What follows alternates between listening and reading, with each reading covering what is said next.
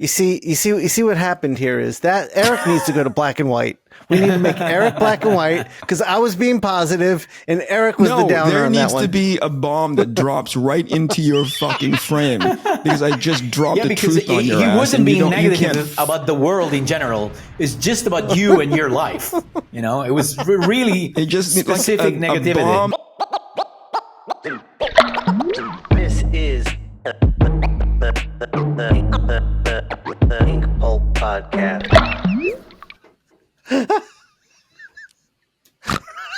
Yes.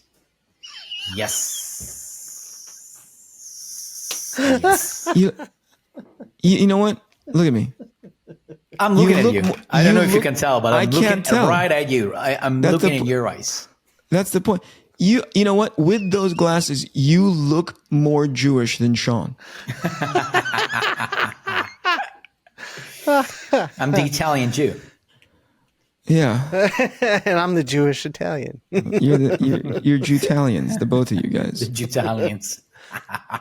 The Jew-Italian fratellis. That's so gross.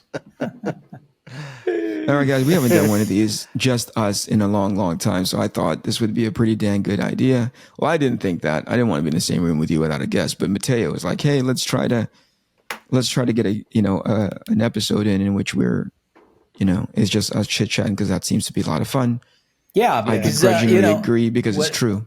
It happened like yesterday because we recorded the episode with Rich, Richard friend, and at first he didn't know if he was able to join us because he was having problems like technical problems. Issues. Yeah.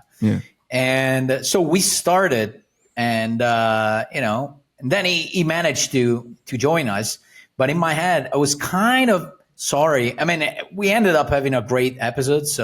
But I was kind of sorry. I was like, for a moment, I hope that he wouldn't be able because, we were starting talking. Lately, we've been having a lot of guests. A commentary. So that's not a commentary on Rich, right? Like no. It was an amazing conversation. But Rich is one of the best guests. Yeah. We had been 10 minutes in, and it was starting to turn into a really like, oh fuck, this is hilarious, and then we had to switch gears because our guest was on. Yeah. Anyway, we're gonna do that now. So I realized in that moment how much I missed just the three of us just shooting a shit because lately we've been having a lot of guests and we didn't have the chance to just do what we do. That's it. With that said, probably this episode will just last like 15 minutes and then we ran out of things to say. It already sucks. We should just call it a day. Yeah, it's early in my day and I'm like, I don't know if I'm going to have the energy to carry these idiots, Where's your Starbucks, Eric? You usually have a Starbucks nearby. It's over there, pal. Okay. Good call. It's over there. I'm trying to stay up. No, we were talking about this offline very briefly. I'm having an awful time staying asleep. Waking up. Staying asleep? You just don't sleep. Staying asleep. Staying asleep is getting to sleep, not a problem. Most people at the beginning part, they're just like their brains are awake. I'm so exhausted by the end of the day. I'm just zonk out. But as you guys know, when you guys are messaging back and forth from your individual time zones, I'm right there reading it. So that's got to easily be 3 a.m. Pacific time. Yeah. And I'm awake, like, oh, what am I doing? Did you go back to sleep after the messages? This morning, did you go back to sleep at all after we for like texted? An hour, maybe 45 minutes? But it's not. How do you good make sleep. it through your day? Like, don't you like just lose your mind at some point? It's a lot of jacking off and taking cat naps. I think that's what makes me extra tired. I should be getting energy. That's why you don't need sleep. Probably that's why you don't sleep. You jerk off too much, man. Exactly. Your entire body is sore by jerking off. Yeah, I was like, hey man, we're not getting any sleep, and you're sapping us of our energy in the middle of the day. Get the fuck out of here. So what's your daily sleeping schedule like? Is there? I thought you were going to say, what's your daily jack-off routine? No, that I don't want to know. I'm fine. I'll send you my probably Google jerking calendar off right now as we speak. So I'll send you. I don't even need my hands, you guys. I can just fucking rock in place. No, I was going to say I'll send you my Google calendar of my masturbation routine. My masturbation schedule. No, what were you asking, Mattteo? What's my sleep schedule like? I'm typically out by 9:30, 10 p.m. I'm passed out because the day is just so long. That's and I'm decent. out and I'm up and about by maybe a quarter after 4 a.m. I'm just like, Okay, but so recently, and you guys know, That's not a bad. That's like almost that's 7 hours. If you're hours. asleep It's at pretty 9:30, decent, man. Yeah, that's good. There's a lot of That's people if it that was don't a straight sleep. 7 hours. Not even like 5 hours, so 7 is good. I know. I usually when I sleep it's- like 7.5 hours, I'm good. Like that's the right Yeah. amount of time. Yeah, So that's a No, good me amount. too. I'm not complaining about the when it's happening, like time So frame. why It's you the like fucking tells? because it's not continuous. okay. It's not continuous sleep. Oh, so you wake recent up days. during And so- the night. Ah, okay, gotcha. Okay, so it's Yeah. not a Yeah, full yeah. 7 hours. Yeah. Yeah. It's, Now, and I you know, kn- right when you start getting into that deep, or, you know, conceptually, you should be getting that really good deep sleep so that you can, you know, you can recharge, right? Right. But man, somewhere around there, my brain just goes like, hey, by the way, it's 2 a.m. What are you doing? Eric, Wake the heck up. Look, I know you don't want to eat any gummies because it's your fasting time, but weed would help you tremendously. Is there any other way you would take it in? I know you don't Here's want to the thing. smoke it. Listen, I There's a don't have anything suppository. against it. Clear. That's your favorite, right? Yeah. There's a CBD I love suppository. Sean's putting one in right now. I've got 4 in. What are you talking Those about? are what's in Sean's ears right now. Those aren't earbuds. They're all in his seat, and he's got just it like in every- poof, poof. He's got it in every hole in his body. He's got some inside his friggin' eye sockets right now. There's weed. Yeah, those are coming not into me in all earplugs. directions. Those are gummies in his ears. I already did that joke. We did that routine. Sorry, it was so committed to the Listen. that I didn't hear what you said. You know, I had to prepare it in my head. Yesterday, when He we went were into on dumb shark mode. Mattteo went into dumb shark mode. yesterday, this guy plagiarizes fucking, you know, Walter Simonson. You know what I mean? Like, but it's months later. He did it to my face, like right live and on stream. You know, and while we're recording. All right, so you were saying, what about weed, Eric? I think it works. I'm not, you know, it's not out of the realm of me using it. I've taken it before. It's Right. just that I think it's your fucking answer to everything. So I'm trusting you less and less.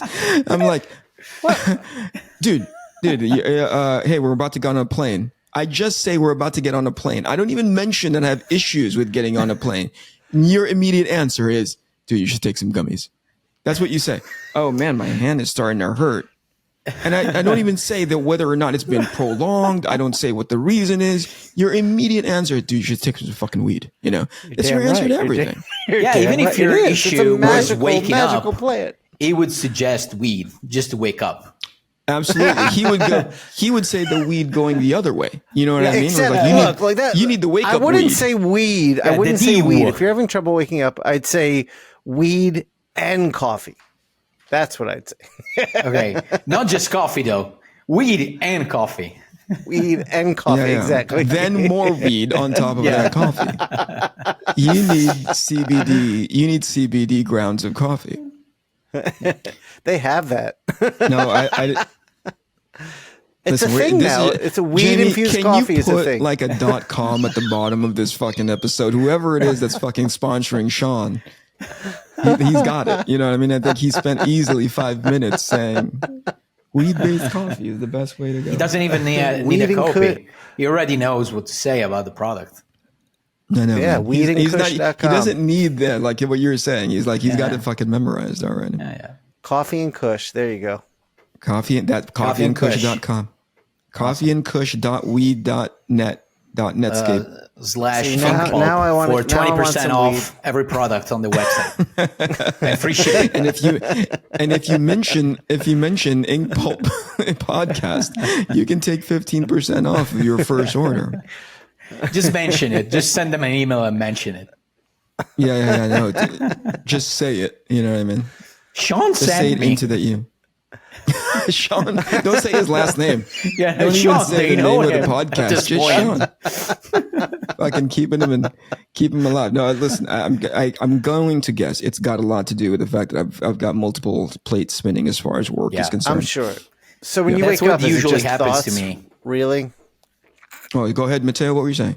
No, that's what usually happens to me. Like normally I sleep through the night with no problem. There's times, like I would say an average of once a year, maybe, or twice a year, when I have trouble, staying asleep like you're experiencing now.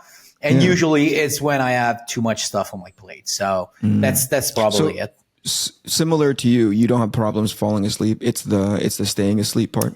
I used to have a lot of problems when I was young, but it was just that I was stressed about life. I didn't know what to do with my life. As soon as things, starting, taking shape, let's put it this way, I started sleeping like a baby. I'm not one of those guys that gets asleep like immediately. It takes me normally, like I would say 5 or 10 minutes, but I never stress out about it. I just, I know that I'm going to get to sleep. So that's what happens, Dude, I am the opposite. Like I just Mattteo. zonk out. I'll tell you, we went to the zoo for my daughter's birthday.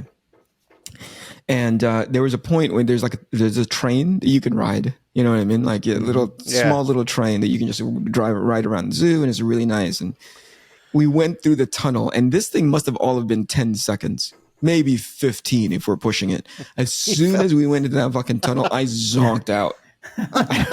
It was. I don't have problems falling asleep, dude. I don't need 5 minutes. I need a 15-second tunnel, and I'm fucking out. Well, and we came out the other side, and I was so groggy. I was like, like I was sitting next to my son, and he was like, Dad.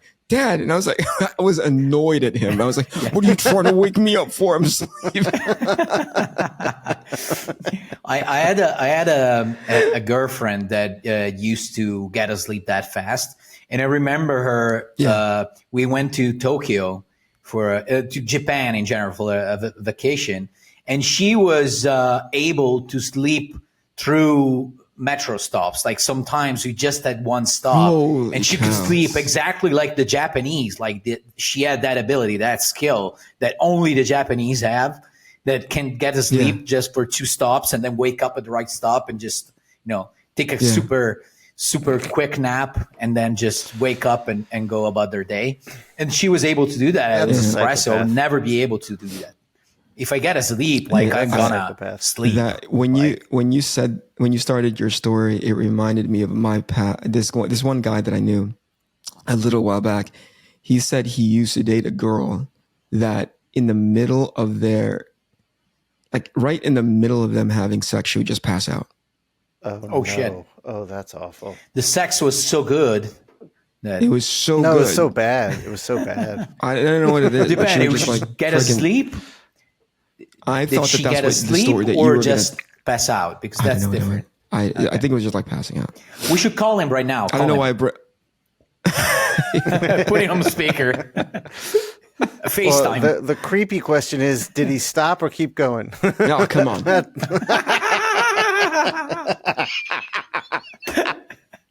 It was a great joke. I'm envious. It were 10 minutes in, we've lost everybody. We're not talking about anything about art. Hey, can I go back to something that you said earlier, Mattteo? Actually, I see it in a lot of people of a certain generation, and I'm not saying that it's not a generational commentary or criticism. It's more of a where you are in your life observation, right? Yeah. Which is when you're early, like the level of stress, because you haven't experienced anything early in your life and you haven't gone through it, number one, and number two, you haven't come up with a solution, right? Yeah. I see that a lot in people. We're like, whoa, you are really, really anxious about that thing. Yeah. But that's because number one, you've never gone through it. Number two, you don't have you've never come up with a solution or a mechanism to deal with it. And number three, it doesn't give you the confidence to know that even if that thing that you came up with, the plan that you came up with, the solution that you have doesn't work, you're confident enough to get through it. Does that make sense? Right. Yeah, it makes total sense. Sorry, go ahead. You just described me like 5 years ago. And not only that, I think that it's getting worse for the younger generations, because at least before, your options were way more limited. Like if you were born from a farmer's family in the middle of nowhere. It was even hard to dream about being I don't know, like a famous whatever, like a comic book artist or a famous actor, Sure. because the whole process of wanting to become an actor, go studying and everything, it was so the selection was so harsh that nobody will do that, or just a few elected people. And those were incredible stories. But now the options that you have basically, you could do almost anything you want, and on certain point of views, I mean, it's great, but on the other hand, it's so stressful because it's so on your shoulders. Like, if you want it, how do you mean? Like, do you mean like because there's so many options you get distracted, or what do you mean by like no? Because so it's all on you. Outside of the harsh it's all on you. Like before you're like I don't know to explain it. Like, let me take a second to explain properly. But okay, so here's how I interpret it. Go ahead, Shawn. Go. I was going to say, so it's like back in the day. Let's even just talk about when we were coming up before the internet. Yeah. You had to mail in samples, and once they were mailed Shawn, out. Before you go, like when Mattteo was saying farmer, right? Did you flash back when you were on a farm? Do you remember that when you were just like wrangling hogs and squeezing teats to get some milk out of? Eric, I'm Jewish. Jews don't have farms. Oh, all right. I thought he was talking about you specifically. All right, good. Continue. No, he was talking. Look, he's Italian. They have farms and. Well, actually, my father's family, it's all mostly farmers, so makes sense. See, there you go. Yeah, there it is. All right, when we were sending in samples, Shawn, go ahead. Oh, so you'd send in samples, and then there was nothing you could do, so you just had to wait. And nowadays, like with internet and social media, everything's so instant, and you're always like seeing more angles to pursue and try. It's constant. It's just. Well, constant. Are you saying because things have have been made immediate that people aren't patient enough to wait anymore? No, like, I'm saying they expect that same immediacy in like getting their portfolio. I think that's part of it. Okay. Yeah, that's part of it. But it's also, we had one option: mail in samples or go to a convention and give out. Two options. Yeah. Jesus fucking Christ, dude! He doesn't know numbers yet. Give him time. Give him time. Be impatient. Guys, be patient with it. I'm in counting. Talking about I just took my first counting class. It's just go like this, Shawn. Like put your two fingers together. Yeah. One is how many, Shawn? For your birthday, we're gonna buy you those things with the balls, like with the things. An abacus. Abacus. Yeah, you're gonna give me an abacus. So no, yeah. Right, so we have two options. What I'm saying is they have. It's gonna be three options in a second, Matty. You watch. Right, He's gonna be like, we had two options. This, and the third one. I'm abandoning this concept. I'm off the ship. No, you're getting close, Shawn. I understand what you meant, and it's like it's so on you now because the possibilities that you have just by having like a fucking cell phone and your stuff. For example, you want to be a I'm glad you held artist. Up the phone because I wouldn't have known. So, like, you want to be a comic book artist now, like whatever you want to do, you can't do it because as long as you keep drawing, you have the possibility to post your stuff on your personal page, but and potentially millions of people are gonna. But if you have all of these options, then where does the anxiety and stress come from? Because it's all on you. You got to decide if you want to do it or not. Before, you had also an excuse of where you were born and the possibilities that you had. Like if you're born in a poor country in Africa, all that you got to worry about is survive every day, basically. So there's no there's no anxiety or stress because your job is that just go to the other village, get the water, and bring it back. You don't have that many options. It's weird. Now, no, I get it. I mean, I see where you're coming from, but it's weird to me that given the same options, hey, everything is available to you right now, right? Yeah. You would and again, probably speaks about me and my personality. I look at that situation and go, oh, it's up to me. That's exciting to me because now it's in my control. Yeah, right. No, you're right about that. But Eric, the it's difference in your is control this. today. It's way different than when it's in your control when you're 20 and you don't know shit about the world. It's I different, see what you're saying. You know? Because you're young. Yeah, because you're young. That's why I was talking about younger people. There's a critical component here in that the kids are growing up with, like Mattteo said, these phones. See, I had to hold that up so you'd know what I was talking about. These phones. I think these phones. I think you had to hold it up because you knew what you were talking about. What the phones do is they cater to you entirely. You can have anything you want immediately.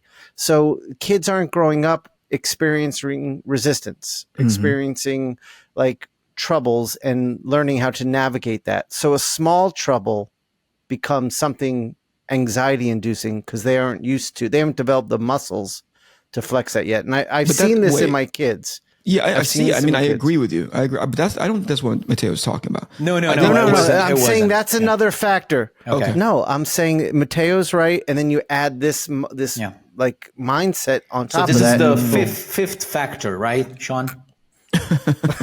No, it's the seventh. Okay, the seventh. It's this, like fifth, right? No? Okay, sorry. Right.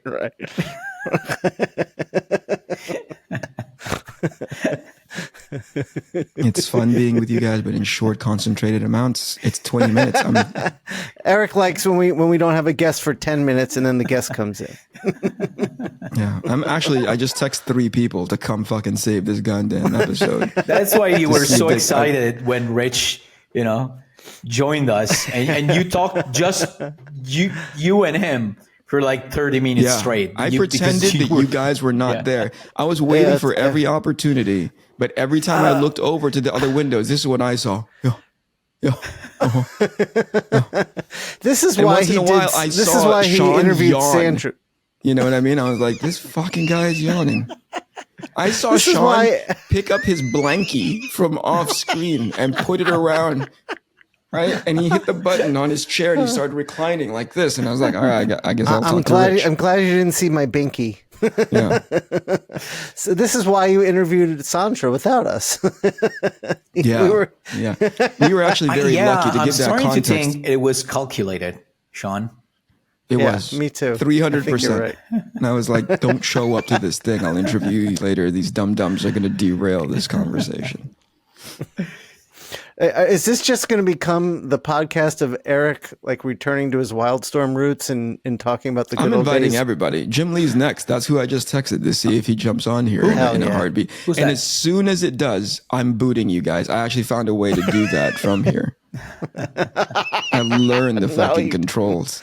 Oh no! To get rid of you guys. What is I can shut you Jim up. Lee I can't shut down your video. Yeah, he's done a handful of things. He's brand new. He's just come onto this. He's just come onto the scene. Okay. Dude, Jim would never come on this show. Oh my god. Jim is like the next. He's like the next John Byrne. If to give you guys he's like a Kevin Nolan John Byrne combo. So just to give you guys some perspective, he's got a lot of potential. That kid. That's great. We should have him on. Maybe just 30 minutes. Because it's the guys. Yeah, I don't know how we can stretch like what he's done so far into 30 minutes. Maybe we'll make it a tight 10 or a loose 30, but the more we talk about masturbating, he'll definitely want to come on. That would be great. Shawn, great for his that is fan base. awful. If there was ever it was a minuscule half of a percent. At the moment you said, hey, maybe he'll talk about masturbating. This is why I sabotage this show and talk to guests behind the scenes, at least the legitimate ones. You know what I mean? It was it's barely feasible to get like something. When I saw Tommy, I was like, all right, I understand why Mattteo didn't show up. He's like, this is So, Mattteo, how's the book coming along? You're keeping a good schedule, it seems like. You know what? We're kind of connected because one of the things that I wanted to talk about is like, let's update each other on our working situation, where we're at with our projects and stuff. So nice job, man. Go, man. Thank you. You go first. Yeah. So I after we talked about it in the one of the previous episodes about my blog, And by the way, I want to be thankful since this episode, that episode just came out. I wanted to thank some of the users, some of the people that wrote to us and commented on that video, because some of them gave me when you good say advice, users, you make them sound like they're into drugs, right? Like the listeners, the viewers, the viewers, the bots, basically, and the people that we pay for. Thank you. Oh, by the way, thank you just so one much. quick thing. Since I see that a lot of podcasts, they call their listeners a certain name, like a specific name. They give their listeners a name. Ours is the bots. Why not? Yeah, hello, bots. You know, would be nice, right? I see Eric's excited about that. Anyway, not happy. That's why we need it. That's why we need the bots. Anyway, back to the.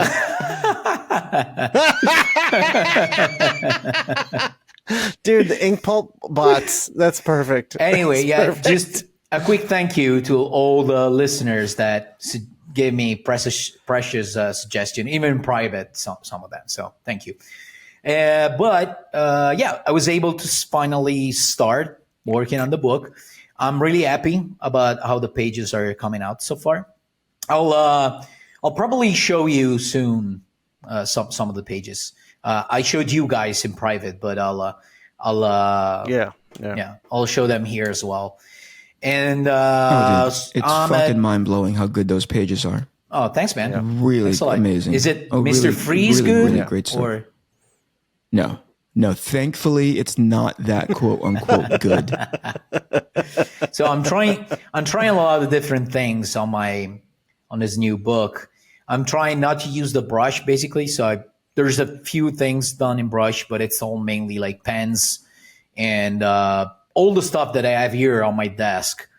And so I'm trying this new. So. Sorry.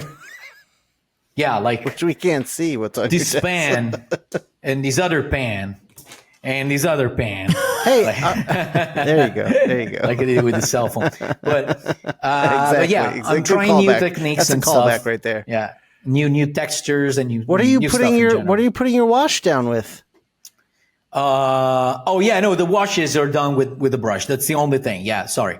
All the line but art he's not is using done. brush. Yeah, I know, for the lines and stuff.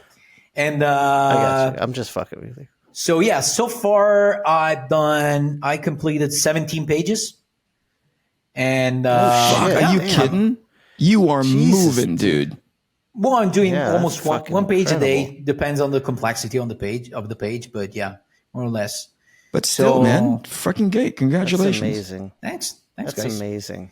So I'm having a lot of fun, really to be honest with you. I'm trying to work at a different size. I probably said it already, but I'm working in printing size, so that's probably what makes the whole process quicker. Oh, that's good. That's smart. But in general, those originals are at printed size. Yeah. There's no way that's comic book size, right? Yeah, that's comic book size. Yeah, like they're like They're like because I remember. Because I remember you were already doing your layouts that big anyway. Wow, that's awesome. This is my. No, that's a little bigger. You liar head. No, it's exactly. No, I just think scanned he's them. Right, that's exactly. I just scanned them at 600 dpi, and that's the file. That's it. Look. That's great. Here's my hand. So. That's it. Yeah, you have massive hands though. So. Oh yeah. You got monkey hands. It's three of your guys' hands, basically. Asian hands. Yeah. Racist. So, Asian hands. So yeah, basically, I'm having fun. I'm having a lot of fun. I'm really happy about how the pages are coming out. And later, if you want, I can tell you what gave me a few things that gave me the inspiration to try and change something in the style. And I'm trying to achieve that kind of result. No, go ahead, man. We'll talk about it later. You can, let's you guys talk about what you want to, where you're at right Shawn, now, and then we'll you're next, go buddy. back to me. Okay. I don't have too much to say. All right, moving on. I'm trying. Where's Eric. the cliff?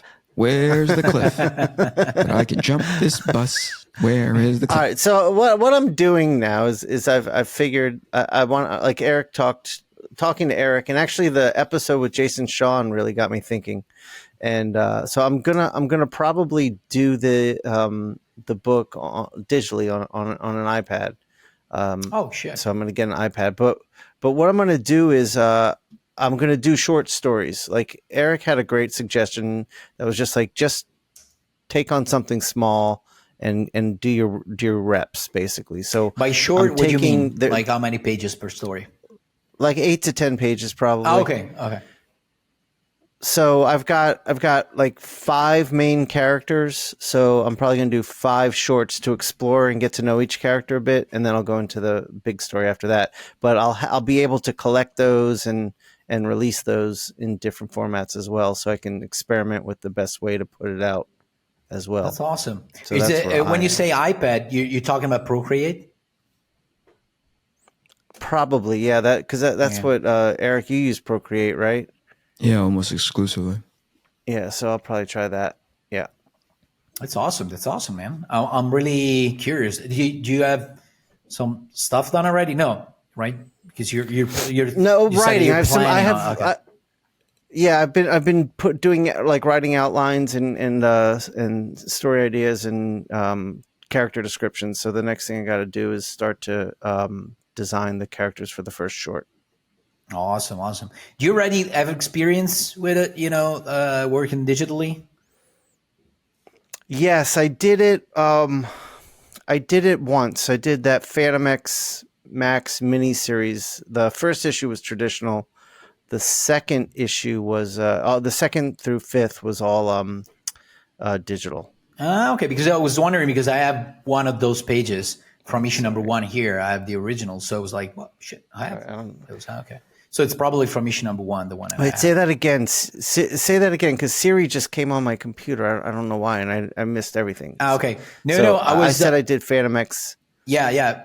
No, when you said Phantom X, I was surprised because I have one of those original pages, but that's why you said after that. That's After issue 1. Issue number 1 is done traditionally, so it's probably I have one of those pages. Right. Yeah. So yeah, I've done it, but that was on a Cintiq, not an iPad, and I didn't.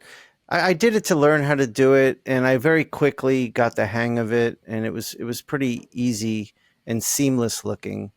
Yeah. In the miniseries, so I could probably pick it up again easily. Gotcha. Well, I'm looking forward to see them, man. Thank you very much. How about you, Eric? Eric? Oh yeah, I'm gathering like a bunch of. Let me try the share feature. It's probably easier for me to show, right? Yeah. Let's do it. Is that all right? Here we go. Oh, look, just like StreamYard. We don't see anything. Hold on, buddy. Calm down. Can you see that okay? Yes. Yep. Yes, that is gorgeous. Yeah, Okay, these so are the banners.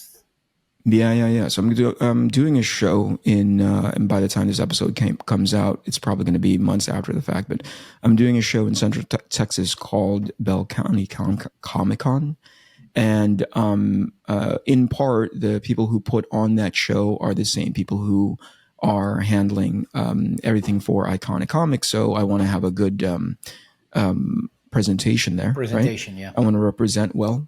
Yeah. And so I have these banners that are going to be at the show. Here's one of 3. Here's the second one. Right. And then here's the third. Those are gorgeous. Yeah, man.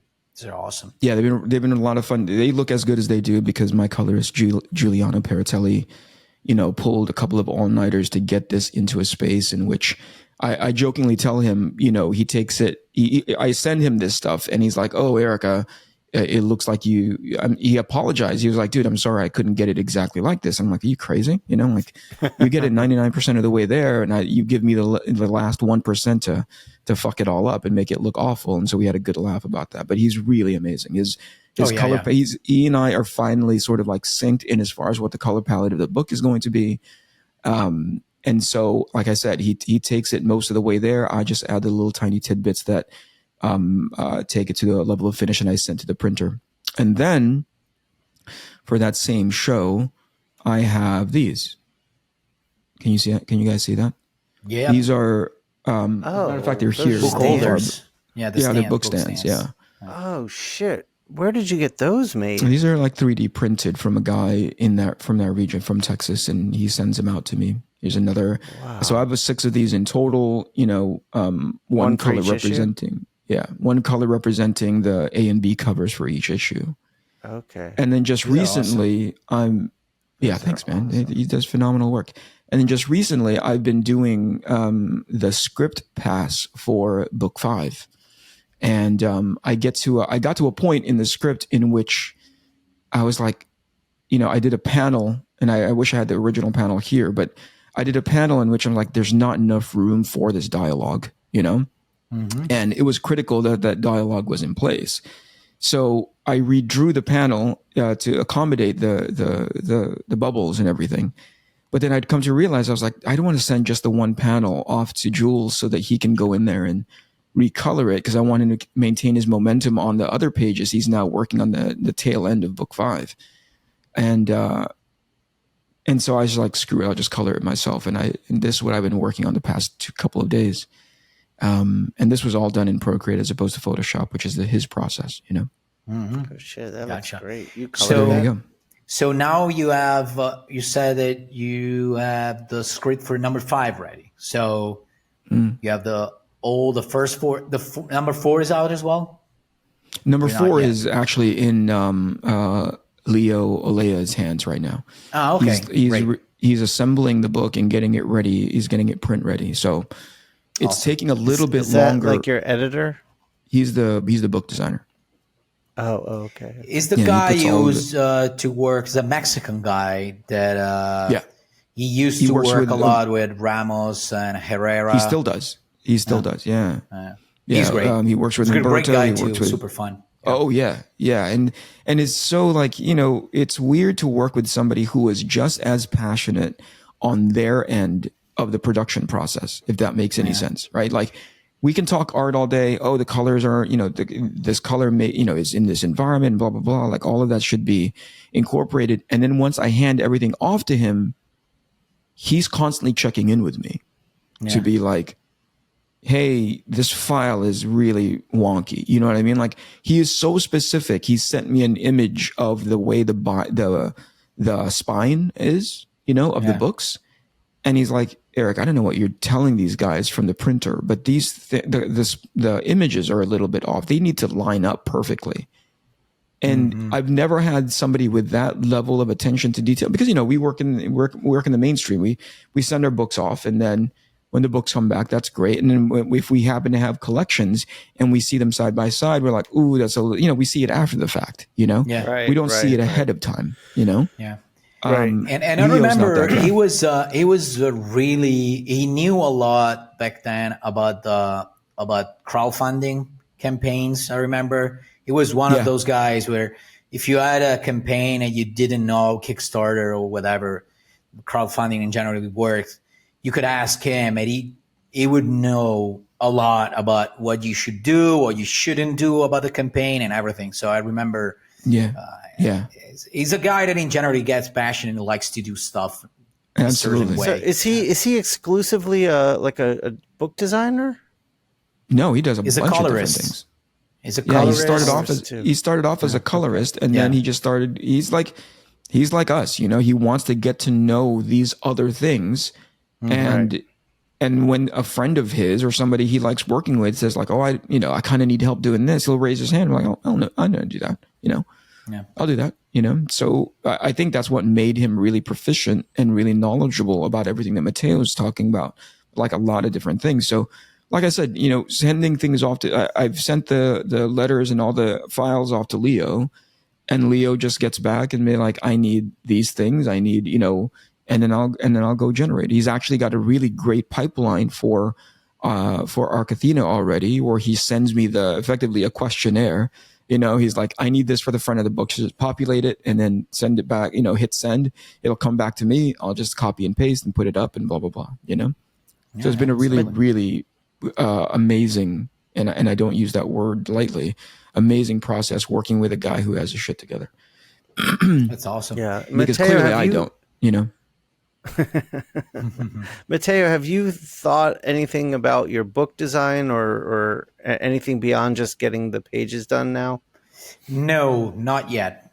Not yet. I wanna have the story done first, or at least like the first book, just to have it and see if it works. And then I'll do stuff as soon as I feel like it's time. I don't know. Like right now, I needed to do the pages and see, how the actual interior pages would look like.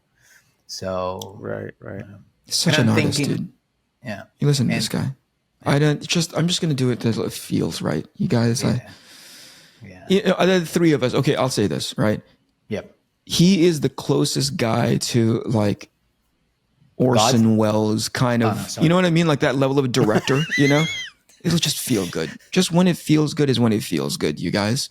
I'll just shoot it the way I want. I have a vision, the money will come, no problem. I'm fucking sitting here like, who am I? I'm like the money is not a certainty at all.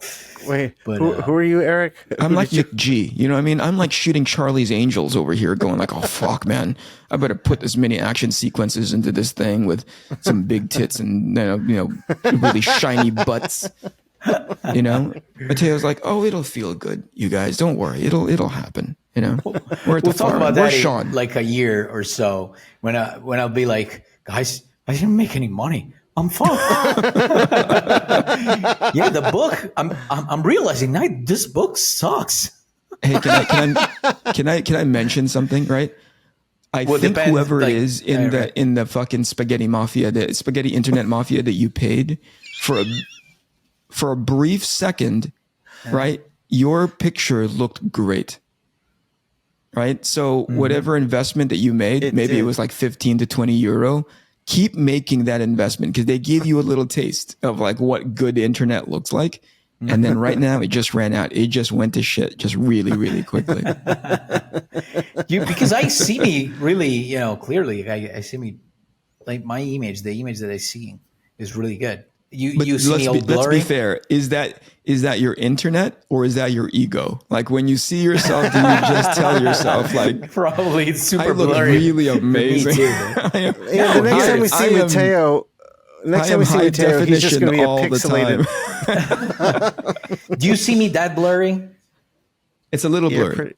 A little blurry, right? Not terrible. Like the page that I showed earlier, you could see it more or less, right? No. Well, the size.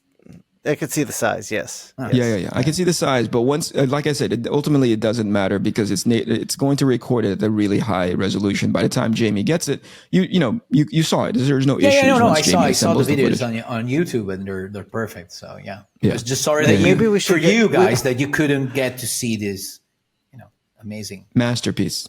Masterpiece. We should get Jamie to just pixelate Mattteo for the entire episode. Just 5 big pixels. Like he's an abstract work of art. You know what I mean? He's this is Mattteo in Roblox. here's Mattteo in Lego form. This is Lego Mattteo. It's Minecraft Mattteo. So this Eric, going back to your book. So book number 4, how many pages is it gonna be? In total 64. But 49 story pages. Okay, 49. Okay, gotcha. Yeah. And Mattteo, how many issues? It's going to be like 5 issues. And each issue is going to be in between like 28, 30. Like the first issue is like 36, 37 pages. And the other ones are like all like around 30. I would say. So after years of hating on Remender for giving you 30-page scripts, you're now doing it to yourself. No, you know what? like what I fucking He's like, hated about Rick. I love the feel, man. I love being fucking under the gun all the time and having weird page counts. But you know what? It wasn't the number itself that annoyed me. Is the fact that one day, Rick, after I would say 2 years that we were working together on Black Science, he just called me and I like, hey, I've been thinking about something. So why don't we optimize? Because we get paid by issue and not by page. Why don't we optimize? So from now on, my plan, and he wanted to hear my opinion. So it's like, how about every issue is like 20 pages and 2 of them are just simple splash pages. So basically you'll have to draw a full like 18 pages and the other 2 are going to be like, you can use some tricks on them because they're going to be splash, but simple. So it's basically almost like 18 pages per issue. How about that? I was like, that's great. That's awesome. That's really smart. Let's do that. And since that moment, I never saw a single issue, because before we had a couple of issues that were 20 pages at least. Hold on. Since then, I never saw another 20 pager anymore. It was all like 24, 25, 30, 32, 27, 28, 25, all like that. So that's what pissed me off. Is that he asked Rick is waiting in the fucking Rick is waiting in the fucking green room right now. I didn't even send him an invite. He just heard that somebody was talking about him. Just quick called him. No, I didn't send him an invite. He just fucking showed. I'm gonna have to deny this guy. Hold on, I'm gonna click the big button. But to be honest with you, I'm not saying anything that I wouldn't say to his face. Like I told him a lot of times. Every time a new script came in, I was like, Rick, hey, but didn't you tell me about the 20 pages? I was like, yeah, you're right. And then after a while, it became a joke, basically. Every time I'm like, oh, congratulations, 27 pages. Thank you. And he would laugh, and we would laugh it off. So, You know what fine. I like more than this story, which the story is pretty fucking amazing. I'm sorry that you didn't do it the entire way through. You were doing your Rick Remender voice at the beginning part of this story. You were doing the Muppets version of his voice, but I was like, oh, he's doing Rick. He's going to do a show. Rick. Muppet Rick. He's going to do a little back and forth. If you put socks on his hands and have them talk to each other like this, I'd be on board for this episode. Hey, I got a little bit of good news. So I'm doing these Marvel Snap cards. Yeah. Mm-hmm. So I've been doing them digitally. Like my initial intention when I got the job was I'm going to paint these, but then I was like, I saw the approval process because it's not working for Marvel. It's working for another company. I saw the way I painted, and whew, this is going to be rough. No, I'm going to get there. I thought I could do it, but man. So I was like, let me color these digitally because once the paint is down, I can't change colors. So, but after doing that for a while, I realized I wasn't getting any changes hardly at all. So the art director was going through my Instagram and saw my paintings and was freaking out. I was like, hey, can you start painting traditionally? And I was like, yeah, it's going to take me a little longer. So I asked for a little more money and they were cool with that. And they were cool with the time frame. I was like, I don't know how we're going to do this approval process. They're like, we'll work it out. They really want me to paint these things. So now I'm going to be painting them, which is cool because awesome. Yeah, it was at the beginning of COVID. I said, what I'm going to do during COVID is learn to paint. And now I'm painting. And now it's paying off. Job. So that's, congrats, man. Yeah. So happy for you. I manifested that shit. Thank you. Awesome. So let me ask you this. Awesome. Like this, I think this is the first conversation in like 20 conversations. Be like, I don't like when they're like, we'll work it out. That answer makes me fucking nervous, man. Yeah, because it means nothing. Basically, I'm not calm. I'm not calm about it yet. The good thing is the first one, I just turned one in that I was going to color digitally, and they were like, can you do this one traditionally? And the good news is it's a very simple one. It's a close up. So I was like, this is probably a good one to test the waters with. It's probably the worst one to test the waters with because it's an easy one. There's not a lot of stuff. And that's my point. Because it's setting me up for failure, you mean? It's like it's the easy one. You do the tough one because they're like, this probably going to one that's going to get a ton of notes. If this is the worst version, everything else progressively gets easier. From here. You see what happened here is that Eric needs to go to black and white. We need to make Eric black and white because I was being positive and Eric was the downer there on that needs one. to be a bomb that drops right into your fucking frame because I just dropped the truth on your ass. He wasn't and being you negative about the world in general. It's just about you and your life. You know, it was really specific negativity. A bomb that drops in that has truth and written on the side of it, and it just explodes into your frame. So the next podcast of us three, I'm gonna be like, guys, I'm in hell. Yeah, that's with paint splatters all over your face. Long hair, long beard. just the most unkept version of like you. Paint under There's his, like two his different. nails. We have one lens from another set of glasses and another one just taped in the middle. You're a fucking mess. You know what I mean? And you know what that title of that podcast is like? I should have fucking listened to Eric. You know what I mean? Because to be fair, capital fucking. I listen to you all the time. Rarely. So I was feeling good until you chimed in. Yeah, no, that's the thing. He listens to me, but doesn't do the thing that I ask him to do. I heard you. I did something else. I know you told me about this gaudy shirt that I wore to Italy for like 3 days straight, but I didn't, I heard you say it. I heard you, but I decided to wear it anyway. I mean, I'm going to wear what I'm going to wear. See? This is it. You can tell me what to do. I'm a grown-up. Fast forward 3 days later, Eric, I should have fucking do, Brian. Tell me again. I love the pain. Hey guys, so next year I think we should really aim for Thought Bubble in the fall of 2024. Yeah, that'd be great. Yeah. We'll see if I'm not dead yet. Okay, now Jamie, you can fucking bring in the There it is. Yeah. You can Mattteo, let's do Thought Bubble. There you go. You guys plan. We'll celebrate at Thought Bubble. We'll do a panel. Yeah, come on, Eric, you gotta go. You gotta go. We can meet Jamie there. I will go in an urn, and you guys can spread my freaking. and sorry, Eric. Before you do, please do what Bruce Willis did. You just sell your image rights to like an AI company that reproduces you, so you can still be on the podcast. Dude. I thought you were talking about just for my. I thought you were just talking about for my body of work. Like have AI go through. We don't need that. All of my pages and then like have it be generating. Because I got to be honest with you, for those that like, so people don't get pissed off. There's a part of me that's like, I wish I could have a proprietary one for myself, so I can just be like, I don't want to draw anymore. I'm just gonna type in so and so fight so and so, and there it is. A couple like I'll just adjust it a tiny bit in Photoshop and call it a day.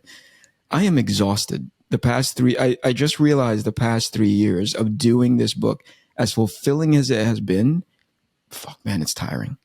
It's tiring. Dude, I look at what you've done and I'm like, I don't even know how you did that.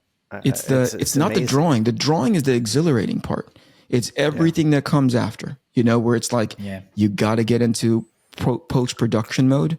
And I want to prepare you for this, Matty, because it's on the horizon. Unless you say, "Hey, Image, take care of everything for me." But even then, that doesn't absolve you of any of the stuff that you need to do in order to get this into as many people's eyeballs as possible. Forget for a moment that you are Mattteo Scalera, who's done all the amazing things from Black Science to King of Spies to Mr. Freeze. God, what an awful mistake. But like all of those things, right, that have brought you to a level of prominence, get rid of it, right? Yeah. No, like assume as if you've never done any of that and people don't know anything that you've done. And you've got to go one handshake at a time to get people on board to this new project, right? Absolutely. Like if there's some people who do come to you and say like, yo, I knew you from Ulk, I knew you from like Dark Avengers, can consider that to be a bonus, right? Yeah. Thank you so much. That's amazing. Thank you very much for following me through my career. But that's not what's going to sell the book. What's going to sell the book is that handshake. Yeah. And it's, I gotta be honest with you, it's fulfilling.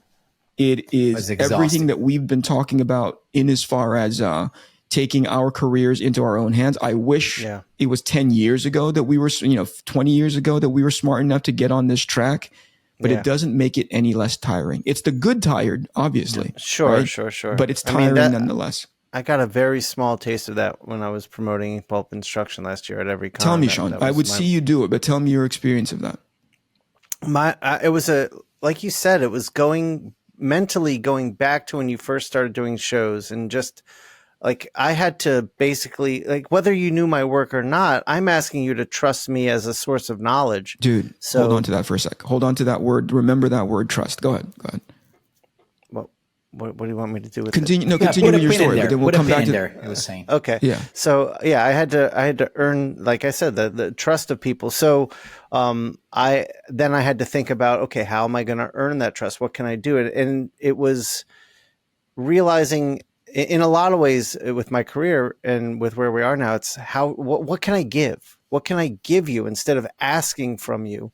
And so that's when I put together my thumb drive, and and I put together like pins and just stuff to hand out to people and engage with a conversation. So whenever someone came by my table, I wasn't like, hey, are you like hoping you're going to buy something? It was like, they start looking through my work, are you an artist? Like engaging them in a conversation, asking them a question, and no, if they said no, it was usually no, but my friend is, and then I could still engage that, like, oh well, let me tell you what I have going on with this, and talk about my experience as a teacher and all that jazz. But it was this definite shift in mindset, which yes was tiring, but at the same time felt good to kind of get back to that, like that grind mindset too.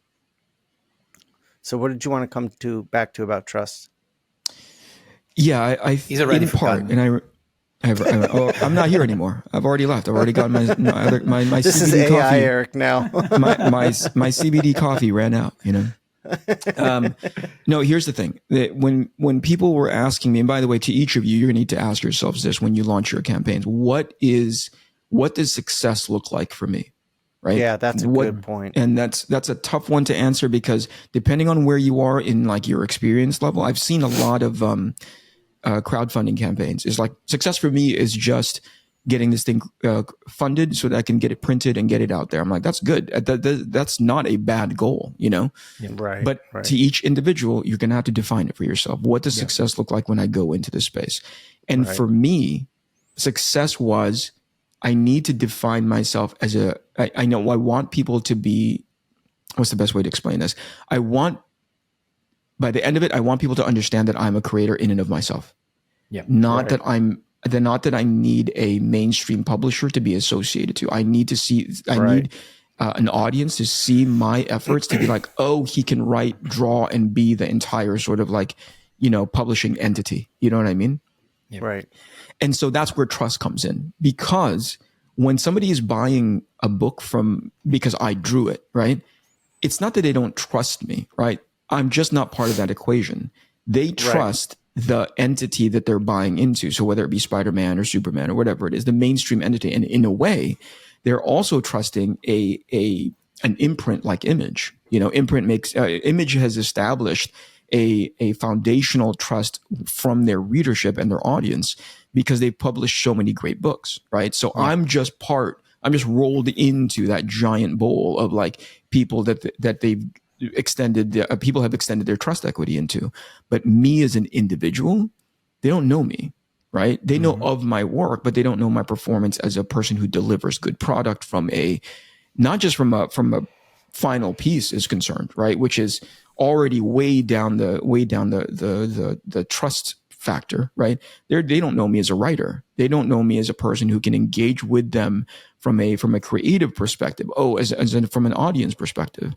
So the thing that was coupled to this exercise of establishing myself as a creative entity in and of myself, independent of a mainstream publisher, is like, how do I build trust with my audience?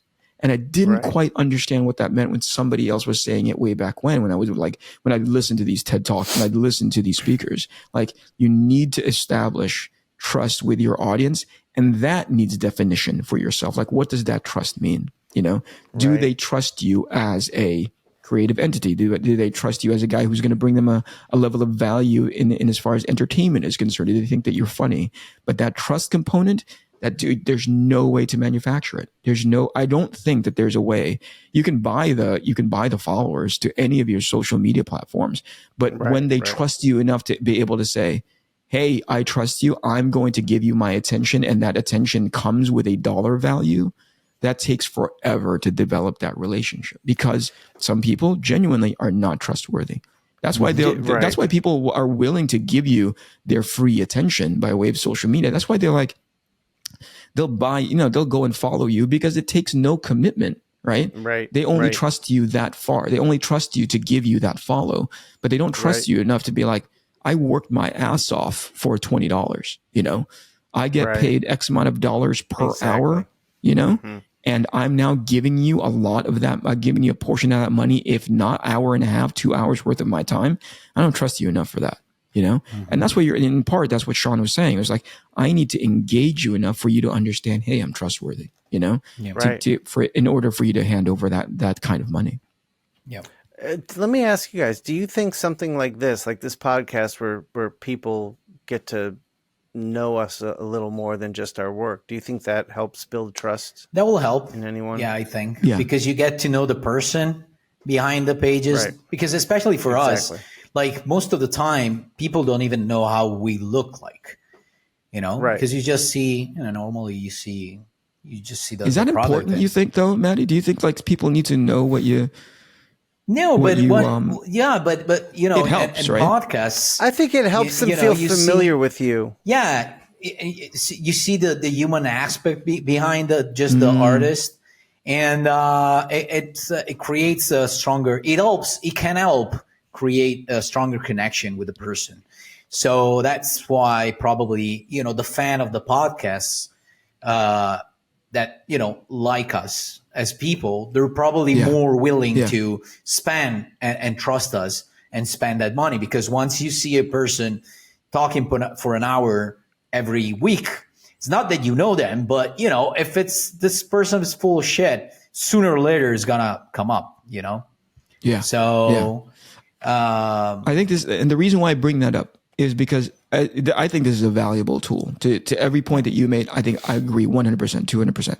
It's more like, okay, so these guys are clearly, they're funny dudes. We like them. It builds affinity. It builds like this connection. But at the end of the day, we still got to go deliver those books.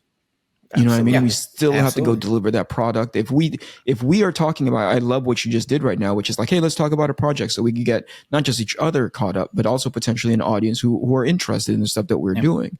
We've now introduced that into the consciousness of the people who are watching, right?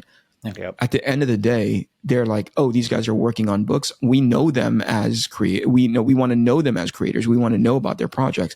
That's ultimately, I think that's what it comes down to. Is like, yeah, we build this trust, we build it, but we can just as easily break it if we say, hey, we're going to release a book, and it's like, we never do. It's 3 years later, and we still haven't done anything about it. So I think you guys are right. It's all of these small little components that lead into the big trust ask, right? Which is, hey, give me $20, and I'll give you I promise this book is going to be good. It's going to end up in your hands, Yeah.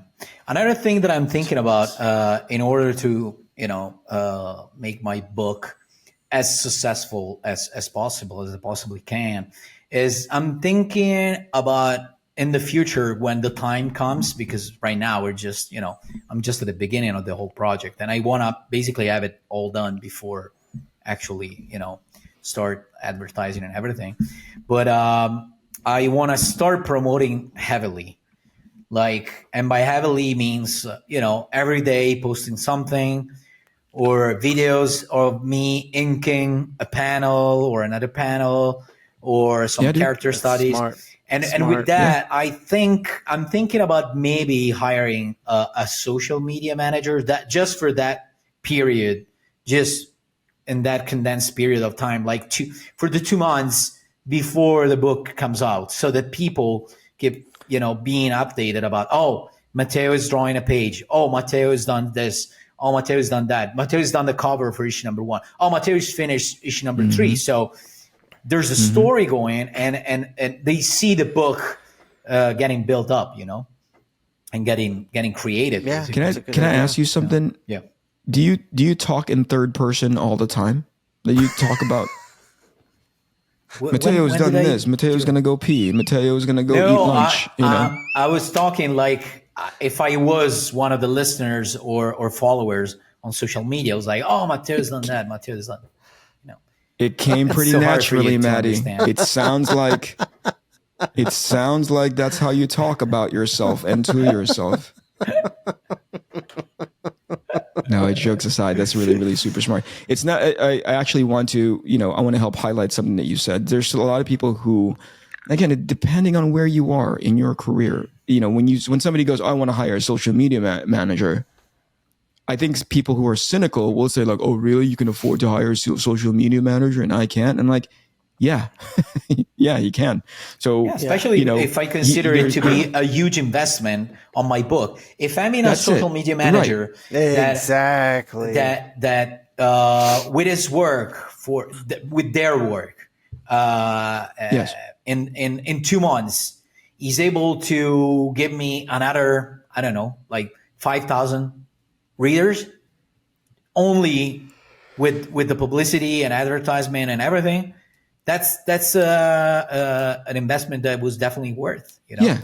So, basically what you're talking about is like a cost benefit analysis. You know what I mean? Where you're like, absolutely. Am I going to do this on my, like you just put it a great time frame in 2 months, right?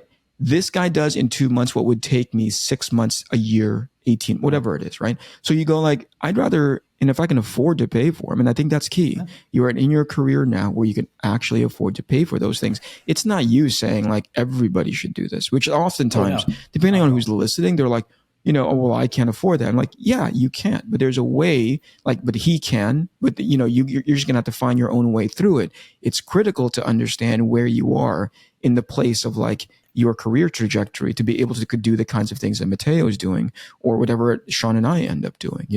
It does not delegitimize somebody's efforts who don't have the kind of buttons that's our. Oh yeah, no, absolutely not at all. And if I didn't have the money, or if I would get to talk to a social media manager, and there will be like, I don't know, like a certain number, which is in my opinion for some reason too high, I'll end up doing it myself.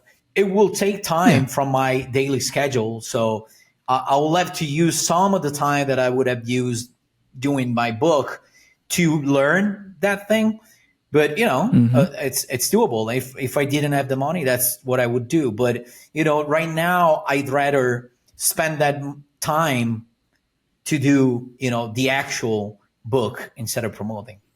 It's smart. Yeah, stay on as much of the creative side as possible, because you're understanding, hey, where am I the most effective? You know what I mean? Like I could probably learn how, like I drive a regular car, right?